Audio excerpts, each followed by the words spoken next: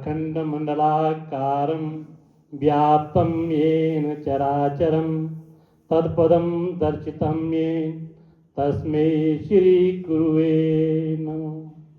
मेरे सद्गुरु आप हैं और इष्ट भी आप, मेरे सद्गुरु आप हैं और इष्ट भी आप, परमेश्वर भी आप हैं और सर्वस्व आप। श्री प्रभु जय राम लाल जी की जय। शरणम श्री सतगुरुदेव जी की जय। शरणम। ईश कृपा से गुरु मिले, गुरु कृपा से ईश कृपा से गुरु मिले, गुरु कृपा से ईश। दोनों एक समान हैं कहते सभी मोनीश। श्री प्रभु जय राम लाल जी की जय। शरणम श्री सतगुरुदेव जी की जय। शरणम। सदा रहे मम चित्त में सिर्फ चमन की याद, सदा रहे मम चित्त में सिर्फ चमन की याद। यही धारणा ध्यान यो जानू यही समाध। श्री प्रभु जय राम लाल जी की जय। शरणम श्री सतगुरुदेव जी की जय। शरणम।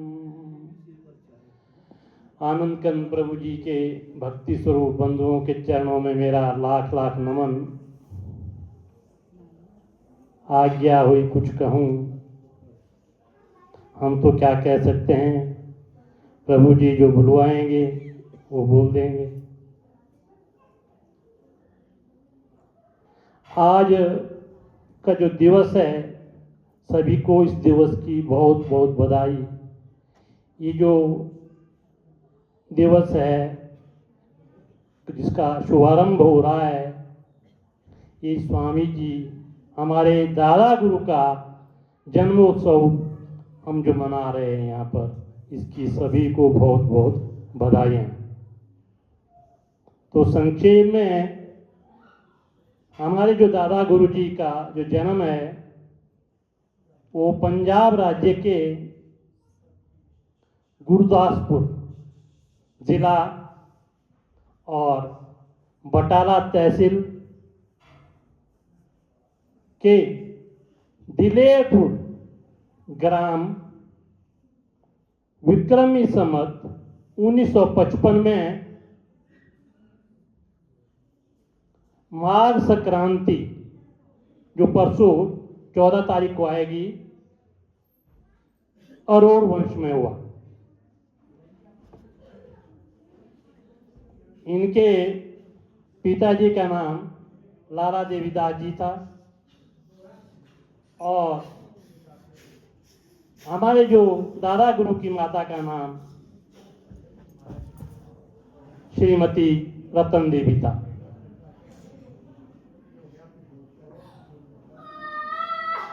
और इनके जीवन के उपरांत ही लाला देवीदास जी अमृतसर में व्यापार का काम करने लगे। वो व्यापारी थे और हमारे जो गुरुजी दादा गुरु थे, उन्होंने भी मुनीमी की शिक्षा 5 वर्ष की आयु में ही प्रारंभ कर दी थी और बाकी कोई दूसरी शिक्षा उन्होंने स्कूल की नहीं ली थी। और प्रभु जी ने उनको जो है उन पर बहुत कृपा की हुई।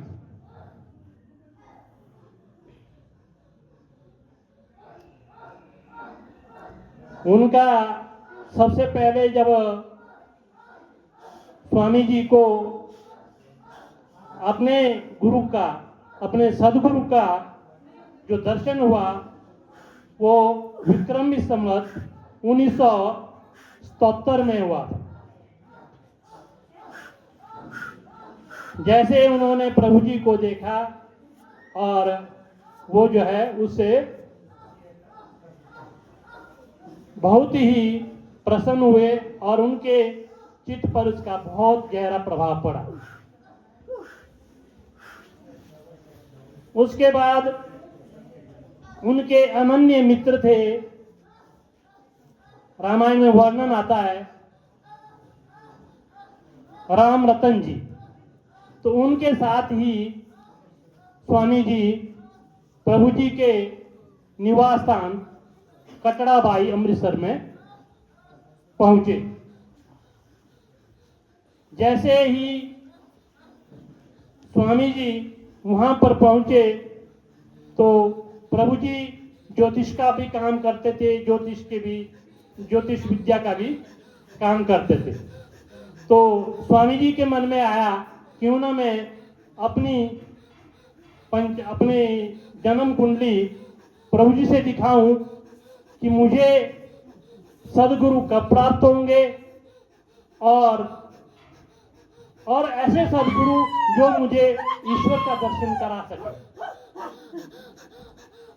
क्योंकि स्वामी जी तो बचपन से ही विरक्त थे, प्रभु जी की खोज में लगे रहते थे, गुरु की खोज में लगे रहते थे। तो उनकी इच्छा हुई, प्रभु जी से उन्होंने कहा कि मेरी जन्म कुंडली देखो, बताओ कि मुझे सदगुरु कब प्राप्त होंगे और जो ऐसे सदगुरु जो मुझे भगवान के दर्शन भी करा सके। तो क्या होता है, तो प्रभु जी ने उनको ऐसा कहा ही था। तो प्रभु जी ने उनको आसन में बिठाया।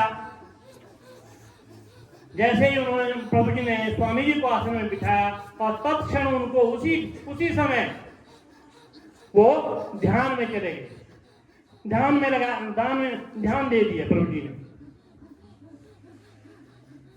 और उनका ध्यान, क्योंकि जो दिवस है हमें स्वामी जी के जीवन से ये शिक्षा मिलती है कि भक्ति कैसी होनी चाहिए, कैसी भक्ति करनी चाहिए।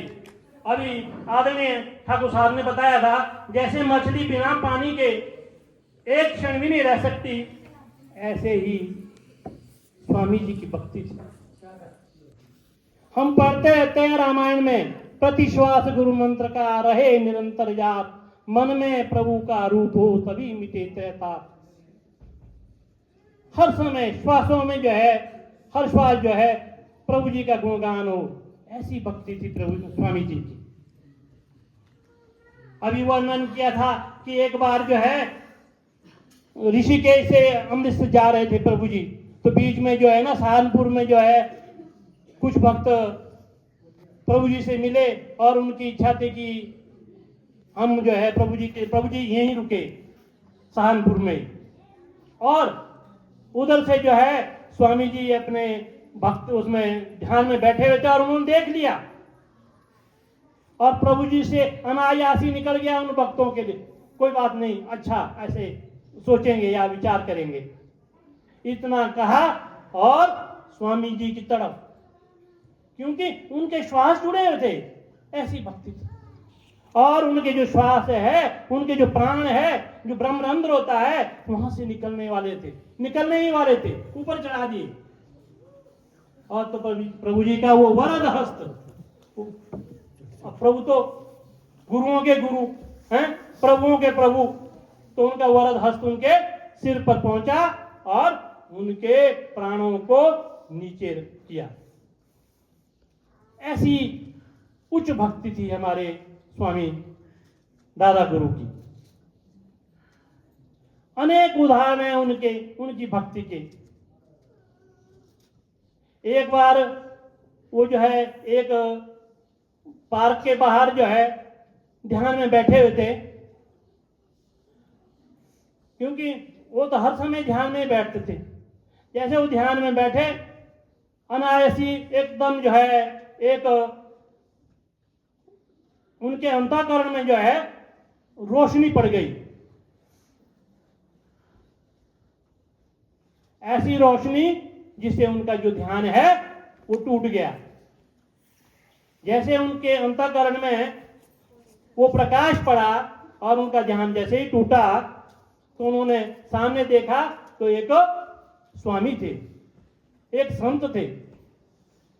तो स्वामी जी ने पूछा कि आपका किस उद्देश्य से आप आए हैं?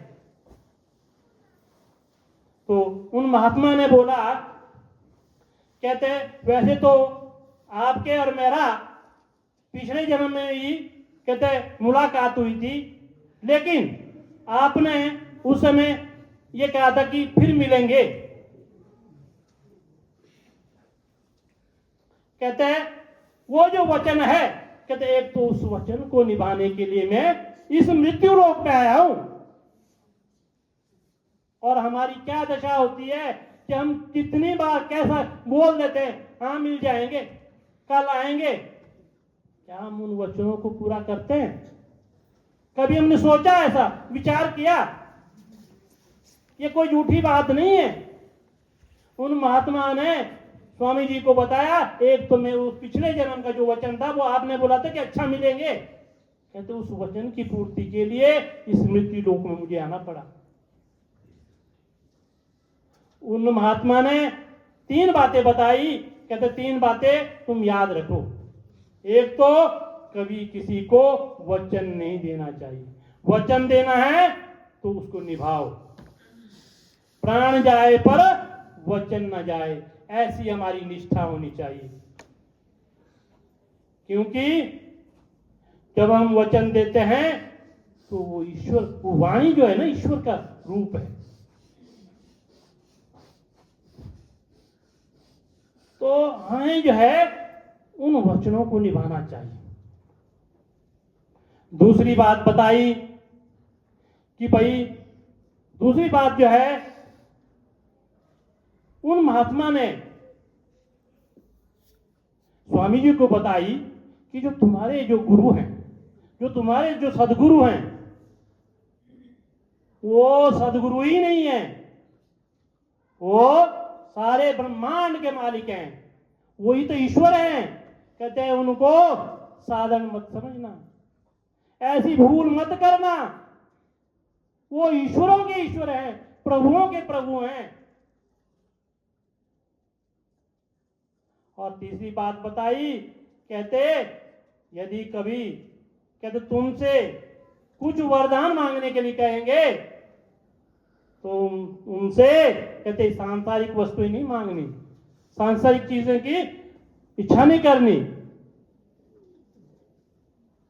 और वो जो महात्मा थे लुप्त हो गए।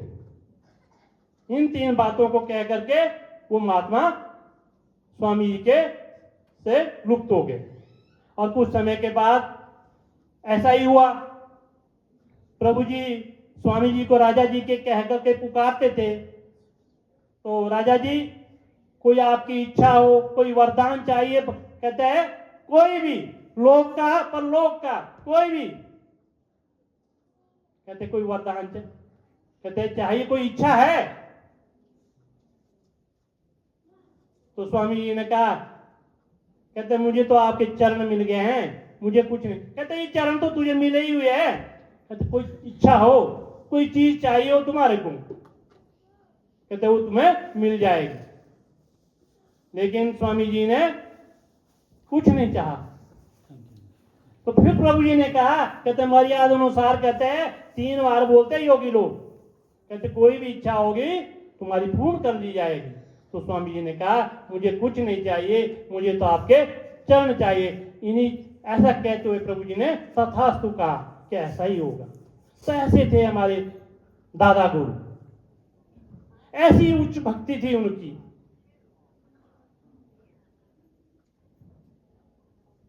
उनकी भक्ति जो है वो हमने सीखनी चाहिए। कम से कम जो है उनको तो ऐसी ऐसी कृपा मिली हुई थी कि वो 10 वर्ष की समाधि में थे।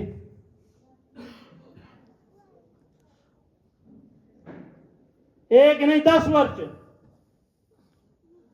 प्रसंग आता है रामायण में, माता द्रौपदी देवी को दिखे वो, कहते हैं वो जो है शहर में अमृतसर में जो है बिना किसी उसके आंखों में जो है बंद किए आंखों को पट्टी लगी और चल रहे हैं, कोई जो है ना उनको कोई चोट नहीं लगती थी। और उनको दिखा कि उनका जो है तीसरा नेत्र खुला हुआ है। कहते भगवान शंकर कहां से आ गए यहाँ इस पृथ्वी लोक में? तो पता किया वो स्वामी जी थे। तो उन्होंने भी उसके बाद गुरु प्रभु जी से दीक्षा ली। ऐसे थे स्वामी जी, 1 वर्ष में 10 वर्ष तक की समाधि में। उनको क्या जरूरत थी देखने की? जो अपने को नहीं देखे, जिनका अपना राय नहीं, उनको कौन देखता? उनको देखने वाले गुरुओं के गुरु प्रभु जी थे। वो प्रभु जी की आंखों से देखते थे, प्रभु जी साक्षात देखते थे उनके, क्योंकि गुरु हमारे साथ थे। अभी अभी हमको बताया जब स्वामी विवेकानंद का जब प्रवचन बाहर हुआ था विदेश में, तो उनके गुरु रामकृष्ण परमहंस उनके पीछे थे। और हम जो है हम समझते कि हम गुरु हमारे हमेशा हमारे साथ है, लेकिन हम नहीं होते उनके साथ। हमारा पात्र ही उल्टा है। तो अगर फटा हुआ पात्र होगा तो वहां कहां टिक पाएगा उसमें जल? हमें पहले अपने आप को ठीक रखना पड़ेगा।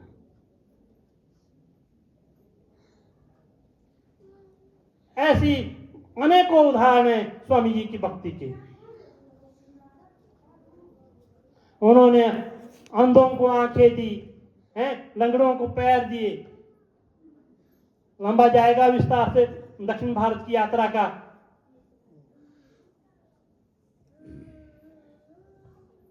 एक रामायण का दोहा बोलते हुए मैं अपने वक्तव्य को यहीं समाप्त करूंगा। यश कहते यश मूलक का जगरमा, कहते यश मूलक का जगरमा पुष्पन की जिमी बास। यश मूलक का जगरमा पुष्पन की जिमी बास। कहते स्वामी जी का जो यश था ना पूरी दुनिया में रम गया, जैसे फूलों की सुगंध होती है। पुष्पन की जिमी बास, कीर्ति श्रवण उनकी, कीर्ति उनकी श्रवण कर चरनी लागा दास। हमारे गुरुजी ने उनके प्रति लिखा है, कहते उनकी कीर्ति श्रवण कर चरनी लागा दास। ऐसे थे हमारे दादा गुरुजी। तो हमें उनकी इस दिवस पर जो है अपनी भक्ति को बढ़ाना चाहिए। प्रभु कहीं नहीं है, प्रभु हमारे भीतर है। घट भीतर एक ज्योत है, आत्मा उसका नाम, उसको ही निरखत रहो, सारा यही है काम। कहते राम रूप एक लाल है, तुमरे घट के माई, दिव्य चक्षु से देख लो, कहते बाहर भटको नहीं। कहते बाहर भटकने की जरूरत नहीं है, वो हमारे भीतर है। प्रभु जी हमें हमेशा हमारे साथ है। इन्हीं शब्दों के साथ बोल सच्चिदानंद महाप्रभु श्री रामलाल पूर्णपाद ब्रह्म भगवान की जय।